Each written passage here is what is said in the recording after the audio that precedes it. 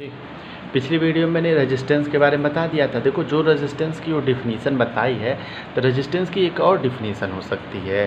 पता है क्या, हमें पता है ना, R इक्वल टू हम लोग क्या लिख सकते हैं, V/I लिख सकते हैं। नहीं तो ये भी हमें एक डिफिनीसन दी, the ratio of electric potential to the current is known as resistance. The ratio of potential difference applied to a end of a conductor and the current flow through it is the constant quantity is called the resistance. समझ आए बात की नहीं? फिर से बता दे रहा हूँ कि R इक्वल टू V/I होता है। R इक्वल टू V/I बता चुका हूँ, सबसे शुरू में यही बताया है कि R की जो वैल्यू होती है V/I के बराबर होती है। इसे भी हम डिफिनीसन बना सकते हैं, और जो मैंने एबव ऊपर लिखवाया है वो डिफिनीसन काफ़ी सही है, और वो डिफिनीसन एप्रोप्रिएट एग्जैक्ट डिस्क्राइब करती है आखिर रेजिस्टेंस होता क्या है।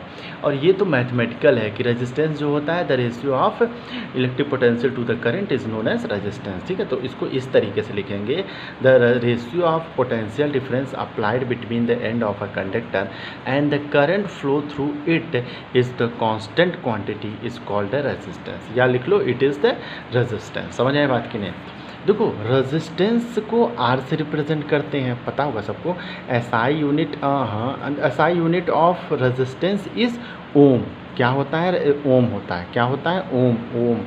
और याद रखना, ओम को ओमेगा से रिप्रेजेंट करते हैं, या ये देखो हेडफोन जैसा सिंबल होता है। ठीक है, ओमेगा से रिप्रेजेंट करते हैं। किससे रिप्रेजेंट करते हैं? इस चीज़ को हम लोग क्या कहते हैं? ओमेगा। एक बात याद रखना, इस चीज़ को हम लोग क्या कहते हैं? ओमेगा कहते हैं। आगे बढ़ जाऊँ। बहुत बार कहा जाता है ना, डिफाइन 1 ओम। 1 ओम को डिफाइन करो, तो देखो कैसे करोगे।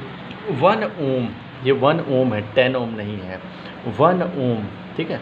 1 ohm is the resistance of a conductor such that when a potential difference of 1 volt is applied to a end, मतलब समझ रहे हो ना, R हमें डिफाइन करना है। जब 1 volt current potential difference 1 ampere current flow करे, तो उस रेजिस्टेंस को, रेजिस्टेंस ऑफ वायर को हम लोग 1 ओम कहते हैं। Potential when 1 potential difference 1 volt is applied at the end of the current of 1 ampere flow through it, उसे हम लोग क्या कहेंगे? 1 ओम रेजिस्टेंस कहेंगे कि नहीं कहेंगे? ठीक है, आगे यहाँ तक समझ में। अब इसके बाद है, पता है, ग्राफिकल रिप्रेजेंटेशन ऑफ, ग्राफिकल क्या है? Graphs between V and I। Graphs between V and I। तो देखो, ग्राफ मतलब क्या? Current versus potential difference. Current, हाँ, पोटेंशियल डिफरेंस नीचे होगा, करंट ऊपर। अगर इसे बदलते हो तो ये भी कुछ बदलता है। ठीक है, इसे मैं और अच्छे से एक्सप्लेन करूँगा बाद में, ठीक है, जब कोचिंग में। तो ये पोटेंशियल डिफरेंस है और ये करंट है। ठीक है, ये रेजिस्टेंस को रिप्रेजेंट करता है, याद रखना। The slope of potential difference and current represented the resistance. ये रेजिस्टेंस को रिप्रेजेंट करता है। हमेशा एक सीधी लाइन मिलती है। अगर ये सीधी लाइन नहीं मिलती है तो याद रखना वो ओम्स लॉ को नहीं फॉलो कर रही है, वो ओम्स लॉ को नहीं फॉलो कर रही है। ये ओम्स लॉ को फॉलो करने वाला सर्किट डायग्राम है और इस तरीके से बनता है। समझ आ गया? ठीक है, कोई प्रॉब्लम तो नहीं होगा? चलो अच्छा, अब आगे बढ़ते हैं। अब आते हैं हम लोग, पता है क्या, factor affecting the resistance of a conductor. Factor affecting the resistance of a conductor. तो देखो ये क्या होता है। The resistance of a conductor depend upon the following factor. ठीक है, मतलब जो कौन कौन से ऐसे फैक्टर हैं जो रेजिस्टेंस को क्या करते हैं? अफेक्ट पहुंचाते हैं। तो हम लोग देखते हैं, the resistance of a conductor depend upon the following factor.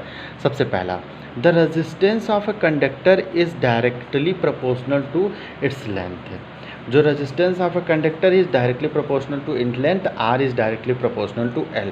R is directly proportional to L। ठीक है, समझ नहीं समझिए? पहला, ठीक है, the resistance of a conductor is directly proportional to its length, R is directly proportional.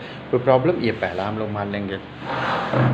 दूसरा हम लोग ये देखते हैं, the resistance of a conductor is inversely proportional to its area of cross section. Area of cross section बहुत लोग नहीं समझ पा रहे होंगे। देखो, ये दिख रहा है, मार्कर दिख रहा है। मार्कर की ये चीज़ क्या है? ये लेंथ है। यहाँ पे, यहाँ से यहाँ तक ये क्या है? लेंथ है। लेकिन ये किनारा दिख रहा है, ये जो किनारा, मोटाई दिख रही है ना, इसे बोलते हैं क्रॉस सेक्शन एरिया। समझ में नहीं? यहाँ पे, जहाँ पे ये देखो, ये कैप भी यहाँ लगाया जाता है ना, ये क्रॉस सेक्शन एरिया दिख रहा होगा। कुछ लिखा भी है क्या इस पर? पता नहीं लिखा होगा, ठीक है। तो ये जो हमारे पास मार्कर है, ये मार्कर का ये जो किनारा है, जैसे मैं देखो इस समय ढक लिया फिर हटा दिया, ढक लिया हटा दिया, ठीक। तो ये जो मोटाई है, ये देखो और भी मोटा हो सकता था ना, तो याद रखना ये होता है क्रॉस सेक्शन एरिया। तो इसे हम लोग बोलते हैं क्रॉस सेक्शन एरिया। देखना पाइप का क्रॉस सेक्शन एरिया होता है, बाकी चीज़ों का भी क्रॉस सेक्शन एरिया अपना अपना। तो क्रॉस सेक्शन एरिया समझ गया, उसके क्या होता है रेजिस्टेंस इन्वर्सली प्रोपोर्शनल होता है। उसके क्या होता है रेजिस्टेंस इन्वर्सली प्रोपोर्शनल। तो R is inversely proportional to 1/A। ये सेकेंड इक्वेशन हो गई, ठीक। दो चीज़ें और डिपेंड करती हैं, देखो क्या, effect of the nature of material, किस चीज़ का वो बना है, कापर का है, टंगस्टन का है, एल्युमिनियम का है, गोल्ड का है, प्लेटिनम का है, प्लास्टिक का है, किस चीज़ का वो वायर बना है, इस डिपेंड करता है। इसे बोलते हैं nature of material. Nature of material समझ में आ गया कि जो हमारा वायर बना है वो आखिर किस चीज़ का बना है, copper, silver, gold, platinum, tungsten, किस चीज़ का आखिर बना है, ठीक है। तो उस पर भी डिपेंड करता है रेजिस्टेंस ऑफ अ कंडक्टर। तो याद रखना रेजिस्टेंस ऑफ अ कंडक्टर, वही मैंने लिख दिया है, depends upon the nature of material which it made, वो किस पे बना है तो ये इस पर डिपेंड करता है। अच्छा कोई पूछेगा, देखो सिल्वर जो होता है, सिल्वर सबसे अच्छा कंडक्टर कहा जाता है, तो याद रखना वो अपना डिपेंड है। जैसे मतलब सिल्वर है, प्लेटिनम है, गोल्ड है, मरकरी है, तो ये अपना अलग अलग इन लोगों की कंडक्टिविटी होती है, उसके बिहाफ पे अलग अलग इनकी रेजिस्टेंस होती है, ठीक है। तो अभी हमें नहीं देखना, अभी बताऊंगा आगे। द इफेक्ट ऑफ टेम्परेचर देखना क्या होता है। इफेक्ट ऑफ टेम्परेचर देखो, प्योर अगर मेटल है, the resistance of all pure metal increase करेगा on rising the temperature and decreases lowering the temperature. Alloy की बात नहीं हो रही है, एलॉय जानते हो ना, जब मिक्सिंग ऑफ मेटल की बात नहीं हो रही है, केवल अगर प्योर मेटल है उसका टेम्परेचर तुम बढ़ाओगे तो याद रखना रेजिस्टेंस बढ़ेगा, टेम्परेचर घटाओगे तो रेजिस्टेंस घटेगा। ये भी बात समझ में आ गई, ये भी बात समझ में आ गई। R is inversely proportional to cross section area, R is directly proportional to length. अब मैं आगे आता हूँ, देखो by combining the equation relation first, देखो थर्ड और फोर्थ को तो मैं कंबाइन कर नहीं सकता, उसमें कोई मैंने मैथमेटिकल चीज़ लिखी नहीं है, लेकिन यहाँ लिखा था ना, यहाँ लिखा था डायरेक्टली, यहाँ लिखा था। तो R is directly proportional to L/A, R is directly proportional to L/A। अच्छा डायरेक्टली प्रोपोर्शनल साइन हटा देता हूँ, ये एक रो आ जाता है, इसे हम लोग रो पढ़ते हैं। ये होता क्या है अभी बताऊँगा, रजिस्टिविटी होता है। तो R equal to rho L/A, R equal to, ये एक नया फार्मूला निकल के आ गया, R equal to rho L/A। A क्या है, cross section area, L length है, R रेजिस्टेंस है, रो क्या है, रेजिस्टिविटी। इसी के बारे में चल रहा हूँ, थोड़ा सा पढ़ा दूंगा, समझ आए बात की नहीं, फिर ये भी टॉपिक हम लोगों का ख़त्म हो जाएगा। देखो यहाँ तक हो गया ना, R equal to rho L/A, R equal to rho L/A। देखो वेयर रो इज़ रो, मतलब कोई पूछे ये क्या है, तो बोलोगे rho is a constant known as resistivity. इसे हम लोग क्या बोलते हैं, रेजिस्टिविटी। याद रखना, rho is a constant which is known as resistivity. अच्छा इस रेजिस्टिविटी को एक चीज़ और, resistivity is also known as specific resistance. इसे एक चीज़ और क्या कहते हैं, स्पेसिफिक रेजिस्टेंस। जो रजिस्टिविटी होती है रो इक्वल टू R/A, इसे अगर कोई डिफ़ाइन करने के लिए कह दे तो कैसे डिफ़ाइन करोगे, क्या करते हैं, लेंथ को 1 मीटर ले लेते हैं, A को 1 मीटर स्क्वायर, यहाँ 1 रखो, यहाँ 1 रखो। तो देखो जब रखोगे तो रो इक्वल टू कितना आ जाएगा, R के, मतलब क्या लिखेंगे 10।